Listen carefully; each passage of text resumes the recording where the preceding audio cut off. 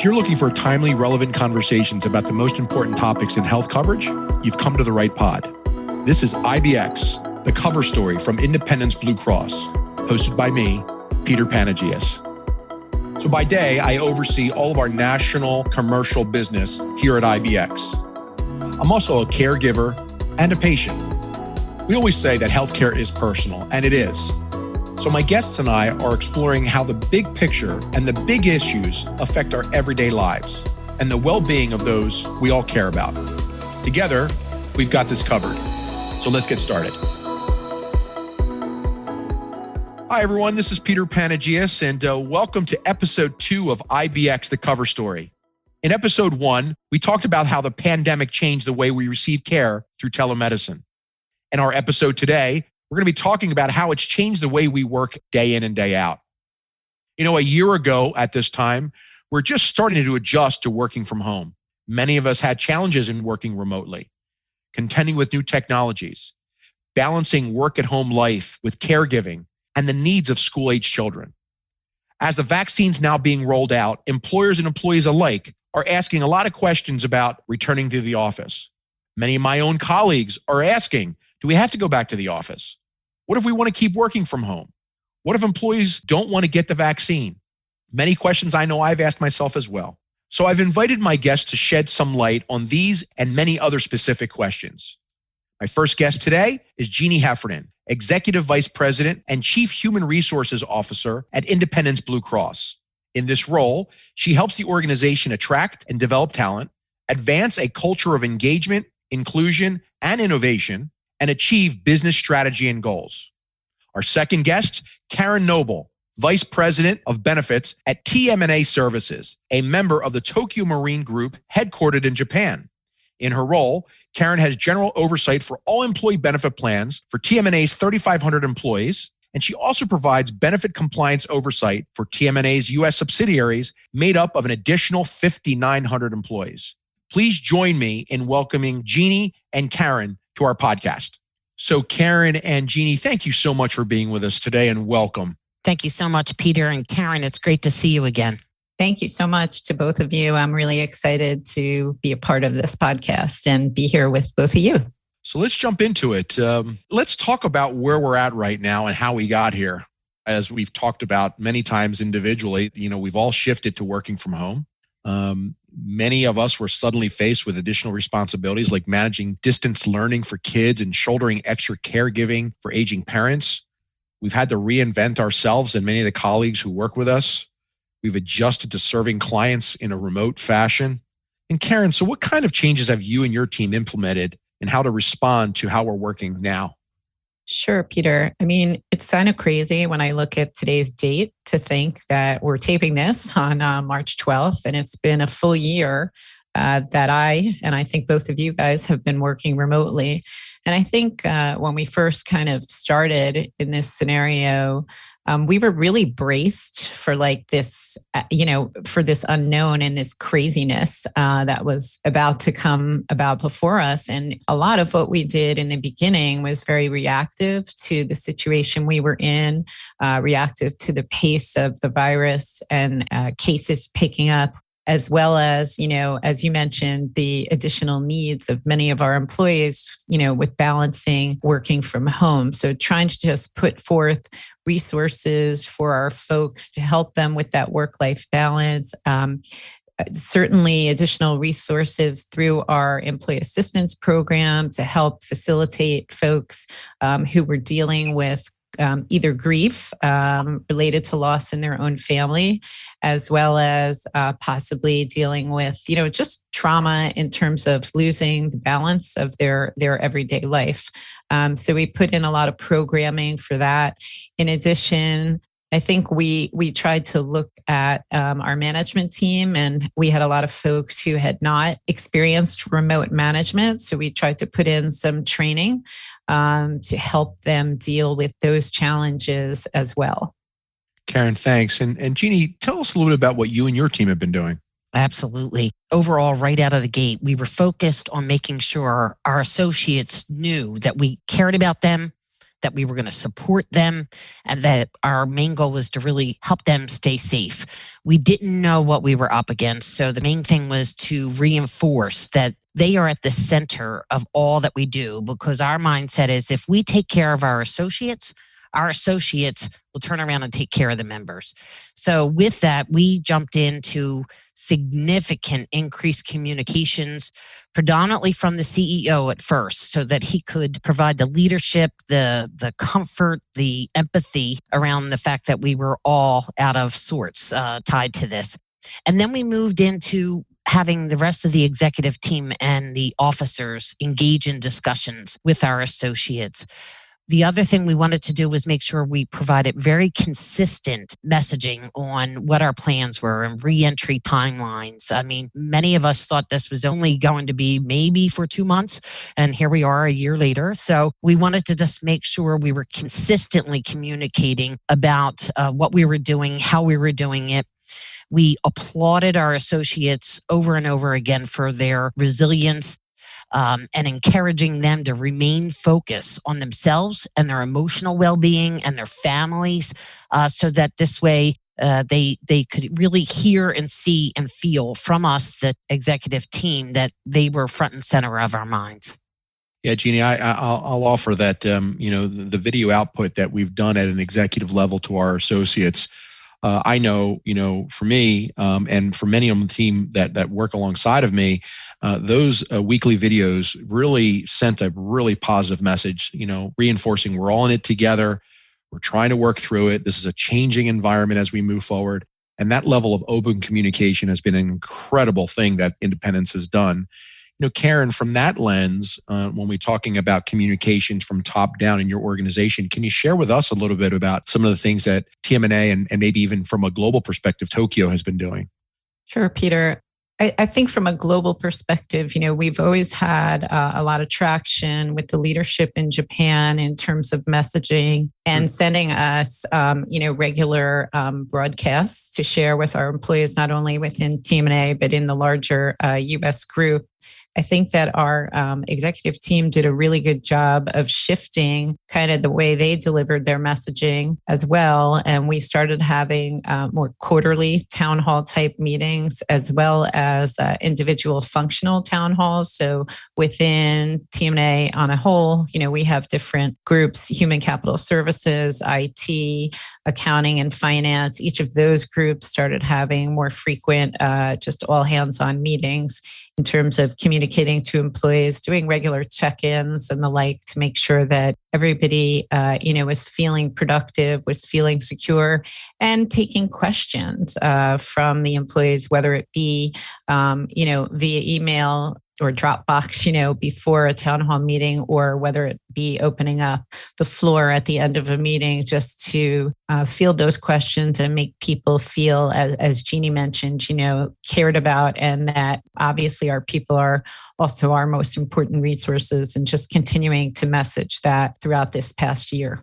Jeanie, Caryn, one of the things that we're starting to get a lot of questions on right now from all of our clients is the actual, the vaccine's top of mind, right? The actual administration of the vaccine. And there are obviously some states that are a little bit ahead of other states relative to the vaccine. I live in New Jersey. I'm proud to say I got my first vaccine shot. I'm getting my second one next week. And can you share with us a little bit, Jeanie, from that perspective in regards to vaccines? And there's a lot of variability, and we as Independents, being a major employer in a local area, and the uniqueness of that from a local perspective. And then Caryn, if I can ask you from a national perspective, there's probably a lot more complexity there, just based on the variability that you're facing. So Jeanie, if you want to start, that'd be great. Thanks, Peter. Well, clearly this has been top of mind for many. I mean, we are so fortunate that a vaccine actually has come into our line of sight. For the longest time, we had no idea whether or not we were going to have to reacclimate back into the workplace without a vaccine. Now that it's here, it's very comforting. But to your point, we have the disparate production and distribution and organization or infrastructure to distribute it has been quite the challenge.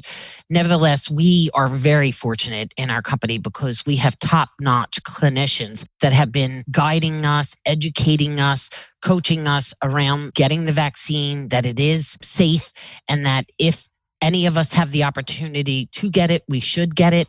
We will not be mandating the vaccine in order to return to work, but rather we are strongly campaigning that it's the way to go. And we now have identified ambassadors throughout the company to help get the message out, so that there's a trusted partner who's giving information that might encourage someone to go forth and get those vaccines. And then more broadly, as the employer, we are very actively involved in the community in the distribution process, partnering with CHOP to get teachers vaccinated. We funded that through our Independence Foundation.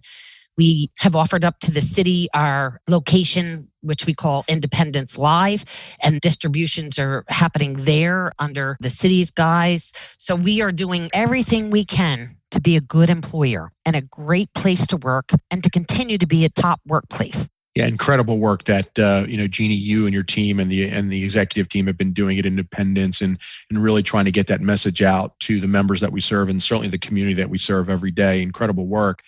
Caryn, give us some insight too. And one other thing that I'd like to get your perspective on as well is from a benefits and HR perspective, as you navigate through it and you've got, people returning to work and, obviously, I don't know if we can mandate a vaccine or not and that whole variable, but, how do you anticipate you're going to manage when you have two employees who are going to be coming back to the office and one has agreed to go ahead and get vaccinated, the other one might just be, a little reluctant. And I asked that question from the lens of when the vaccines were originally starting to come out, I was one of those in that camp that was initially saying, I don't know if I'm going to get it right out of the gate. I think I'm going to hold off and just kind of see what happens. And then you learn more, you hear more, you see the results, and you jump in. And I'm glad I did it, and I'm an early adopter. But I'm sure there's a contingency of folks across the board who may be a little bit reluctant for a host of different reasons, which are fine. But how do you manage that from a benefits and HR perspective? Caryn, love to get your perspective on that. Sure, Peter. Well, I think we have a unique challenge in that, we are a company, as you mentioned at the top of this discussion. I have 3,500 employees, and they're all over the United States, including in Hawaii. So we're dealing with so many different states who are in so many different positions in terms of distribution, as well as in terms of mindset, and trying to message out to people all the way across, the population has definitely proved to be challenging. Many of us have had those conversations around, if they would get a vaccine, if they wouldn't get a vaccine. And like you said, I do think it's a mixed bag throughout our organization. However, we also, as an employer, are not going to be mandating that folks do get a vaccine. We've actually had the question asked, like, will you be checking the CDC card? Is that going to be a requirement as folks come back to the office? And certainly there are concerns for putting employees in workspaces together where one person maybe has had a vaccine and the other has not. So we're looking at just the footprints of all of our different office spaces, looking at how we might be able to configure that. Obviously, polling people to see what they're more comfortable with in terms of the future and their working space, whether they'll be working from home 100%, doing some sort of hybrid situation, or working entirely in an office. We are actually looking at some return to work software that not only helps us with the daily health attestation, but some of them have functionality through Bluetooth enablement to track where a person is in the office so that we're more easily able to facilitate contact tracing after the fact. But it is very difficult to reach a population and to message in the same way. And I know, Peter, I've certainly reached out to my team at IBC for help around educating our employees about the vaccine and the benefits of getting it. I think from a global perspective, Europe and Japan specifically is in such a different place than we are right now. They're not getting vaccinated yet. They've been in the office much more than we have, using kind of 3 shifts to get folks into the office on a full-time basis, but not there at the same time. Culturally, I think we're just very different in terms of even how we behaved before COVID was upon us. So I think that it's much easier to softly mandate some of those rules and requirements around, shift working, spacing out, and ultimately when the vaccine is readily available there, I think people will feel more comfortable taking advantage of that. I appreciate the insight you've both given. And as we go through this journey here, we've talked about a lot of the great things, Jeanie, that you and Caryn and your teams have done about, where we were, right? And we know where we're at right now. And every day we turn on the news and we're hearing more and more about the vaccination getting out there, another vaccination, coming out, J&J having a one-shot vaccination, a lot of positive news that's starting to really trickle through. So I'd like to get your perspective of, we've talked about a lot of the great things we've done, but let's talk a little bit about where we're going, right? So Jeanie, maybe you talk a little bit about, what do you envision we're going to look like over the next 6 to 12 months? Yeah. I have a crystal ball and I am a genie, so therefore, but no, it's really quite interesting. My team and I have been very diligent and up close and personal around assessing and evaluating, and we went through very significant work efforts around identifying our workforce, and it was called workforce designations, and we categorized every job in the company at a level 3, 2, and 1 that was going to help guide us in our reentry path coming back. That was pre-vaccine. So now all that work effort is kind of being pushed to the side because we may be in a different scenario where we can actually solicit volunteers, possibly, of who is interested in returning to the office, so that we're then maybe inviting people back that are saying, yep, I'm ready. I'm so tired of being in my closet or in my basement or whatever the case may be. So we're really rethinking how we were approaching this to begin with. But at the end of the day, what's interesting for us, and Peter, you know this very well, independence has always thrived off of being a very high touch culture. Before the pandemic, we were together in the primary corporate building and people engaging every corner, every nook, our innovation center, our gym, associate town halls, management briefings, associate gatherings, the cafeteria, you name it. And we thrived off of that. So one of the things that we're contemplating is, and what we did through the virtual scenario was try to replicate all of that just in using the video. But going forward, we're really thinking about what and how do we do it in a way that keeps the safety and creating a culture of safety first and foremost, so that when people do start to phase in, because we would never have everyone coming back, in one full sweep, it's really more of a staggered approach. We will assess and evaluate, make sure things are in good shape, and then invite the next wave and the next wave. But going forward, we're going to continue to really look at, and I just had a meeting actually with the President's Council of the company talking about the fact that we're going to need to make decisions about the future. And is it going to be where people stay at home potentially? I mean, we didn't miss a beat. So the virtual use of technology has worked. So that's one option.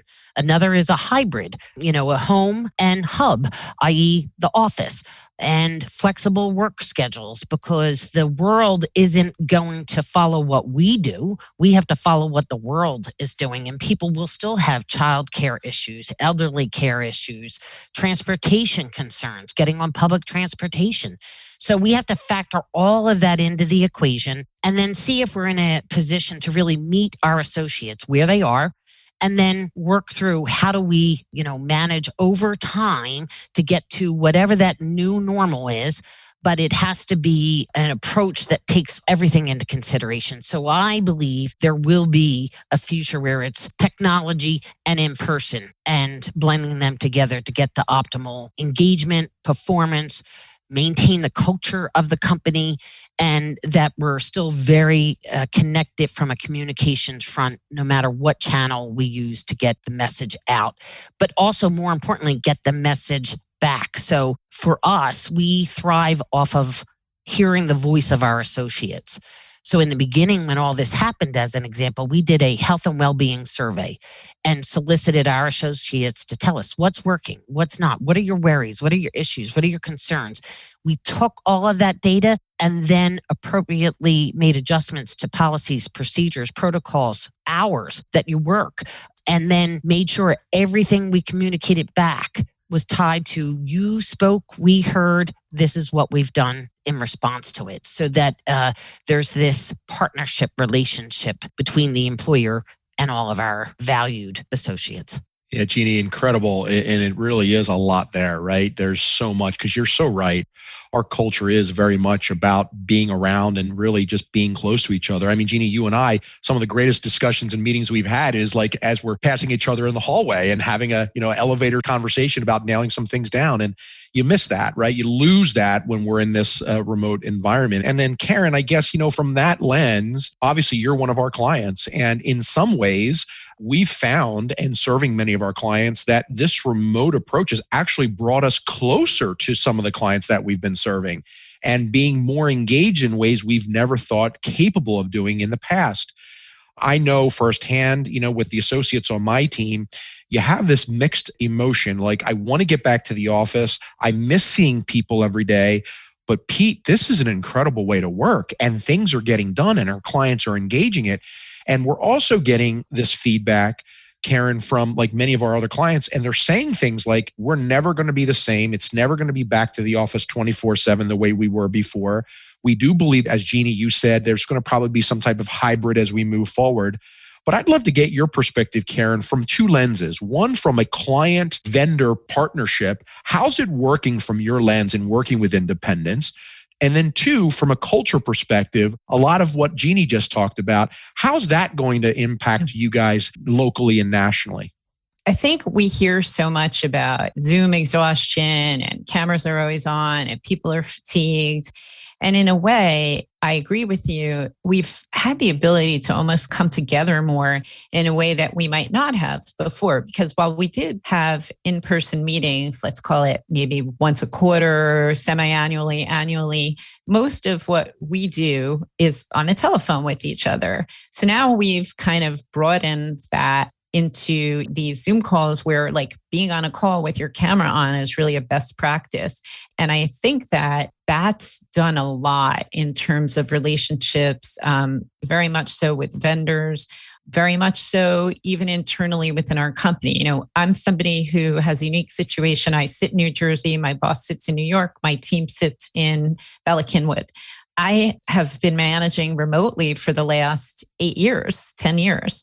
Not everybody does that. So they're not used to being able to connect and to be comfortable and to, invite people into their virtual office, whether it be at home or in the workplace. So I do think in terms of our vendor connections, you get to know the people that you're working with and that are supporting you on a little bit more of a personal basis. I know that you guys have seen me. My daughter's in school in the other room. She's going to have a test in 10 minutes. She needs to print something. The printer's in here. She's coming in, right? I think that there is something to be said for, the new workplace and workspace and the way technology has enabled us to do that.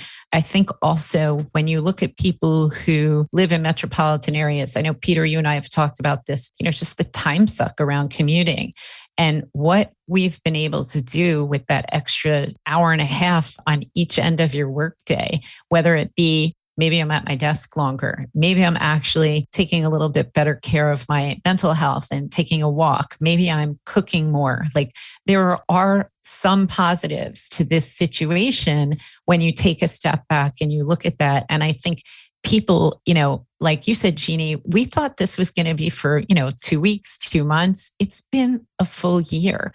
People have really changed the way they integrate their work and personal lives because they're not leaving the house and going to an office for the most part. I mean, we certainly do obviously have essential people in the office. We have a group of about 200 folks piloting a back to office situation just to kind of pave the way for when we really are ready to get more folks in there. And I know personally in interacting with my own team, there's been a big change. I was in the office with them every other week, once every other week. We've transitioned into weekly online meetings. We catch up, we talk. I agree that sometimes your best conversations are in the elevator or getting a cup of coffee. But sometimes too, now we're using Jabber, we're using Teams, like people are pinging you. So I think there is that benefit of technology continuing to bridge the gap of personal interaction.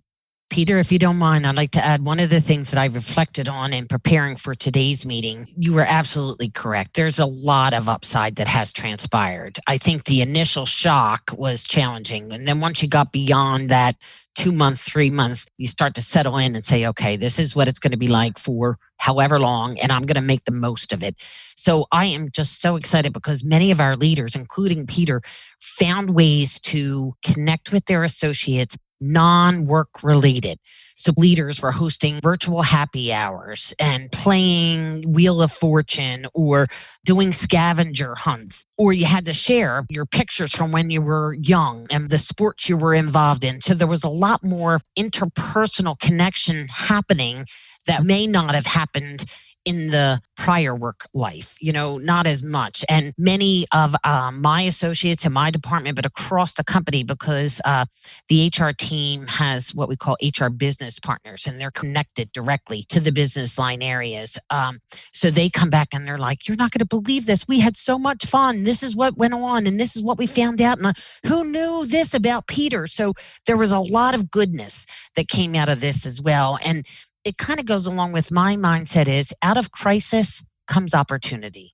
I have believed that my entire life, and you're seeing it and you're able to tangibly hold on to it. So what my hope for the future is that we could take all the bad and put it to the side, take all the good and bring it with us so that we really are able to use it as a springboard for a better company, a better culture, a better relationship between associates and leaders and their peers, and just really break down the silos, lock arms and say, here we go. Let's do it. Let's go and achieve the results. So thank you, Peter. Jeanie, incredibly well said. And I don't think I could say it better. I mean, truthfully, I think the three of us are all in agreement. Like, look, there's a lot of challenging things that have come out of this pandemic, but there's certainly a lot of good things as well. And I think by combining the opportunity for us to be back in front of each other and breaking bread and having a glass of soda or wine or water or whatever it is that we wine, there you go, and enjoying each other's company live and in person, and then blend that with the opportunity to potentially eliminate 3 hours of a commute 5 days a week, right? And figuring out what that very, very good corporate client associate balance is for all of us and the companies we work for and the associates who work alongside of us every day. I think this is going to be the new norm as we move forward. And it's going to be very interesting to see what it looks like in the next 6 to 12 months. And maybe as a tickler for us, maybe we reconvene the three of us in 12 months and we do a reflection on what we've just went through the last 12 months together. So with that, Caryn, I can't thank you enough for the time you spent with us today. We value our partnership and our friendship. Jeanie, the same to you. I can't thank you enough for all your friendship and partnership and support that you bring to me personally and our organization. You and your team do an incredible job every day. I'm so honored to have spent the last half hour with the two of you today, and I thank you very, very much. Thanks, guys. Thank you so much. This was really beneficial, and I appreciate the conversation. Yeah, definitely. And do actually look forward to seeing both of you in person sometime within the next 12 months. Well said. What a great conversation. A lot to think about. This journey that we've all collectively been on is unlike anything we've all experienced. I think we captured it earlier when we were talking about taking some good from this pandemic, combining it with what we were, the reality of what's going to be new, bringing that together, and let's create a new norm that's going to make us all collectively much better. I want to thank all of our listeners for joining in today. Hopefully you found this enjoyable and helpful and resourceful. Also, please check out the show notes for more information. Thanks everyone so much for listening. And please be sure to tune in to to our next podcast. Thanks again, everybody. Have a great day.